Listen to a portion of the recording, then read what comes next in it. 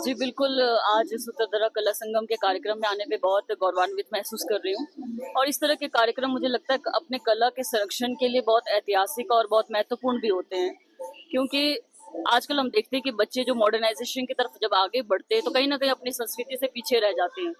तो ये जब कला जब स्टेज में जब कोई परफ़ॉर्म करता है उसी कपड़े में, तो कहीं न कहीं वो मैसेज जाता है कि इसमें आप विशेष लगते हैं। ऐसे आपको कोई पहचान नहीं सकता, पर जब ये इस तरह के आप वस्त्र में होते हैं, ये इस बोली जब आप बोलते हैं तो आपको फट से पहचान लिया जाता है कि आप किस जिला से, कौन से स्टेट से हैं।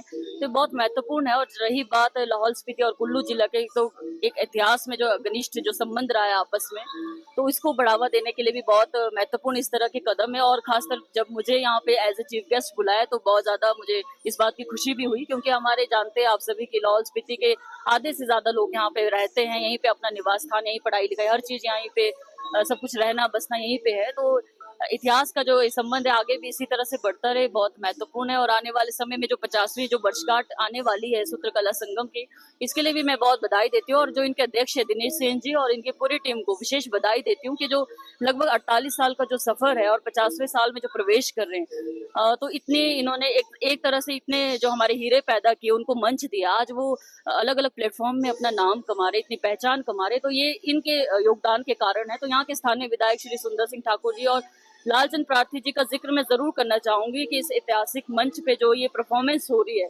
तो हमारी कला और संस्कृति को बचाने में जो योगदान पूर्व मंत्री, जो उनका 100 साल का जो उससे पहले का जो सफर रहा है, उसमें जो योगदान उनका एज ए मंत्री के तौर पे रहा है या यहाँ की कला संस्कृति को बढ़ाने के तौर पे रहा है, वो मतलब हमारे लिए भी प्रेरणादायक है। यहाँ की भाषा को, यहाँ की बोली को, यहाँ के पहनावे को देश विदेश तक जो उन्होंने पहचान दिलवाई है, और इसके बाद जितने भी विधायक या नेता गणों का जो सहयोग या योगदान रहा है, वो अपने आप में प्रेरणादायक है।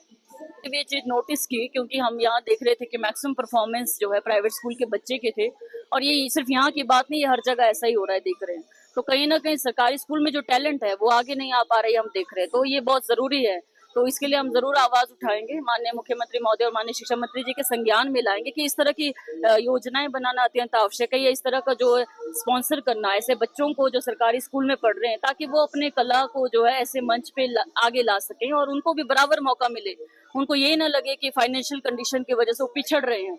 तो इस तरह के मुझे लगता है सरकार को इनिशिएटिव लेने की आवश्यकता है, और हम ये जरूर सरकार तक इस बात को पहुंचाएंगे। हाँ बिल्कुल, हमारे अध्यक्ष दिनेश सिंह जी ने इस बात को मेरे संज्ञान में लाया था और हम परिचित भी हैं।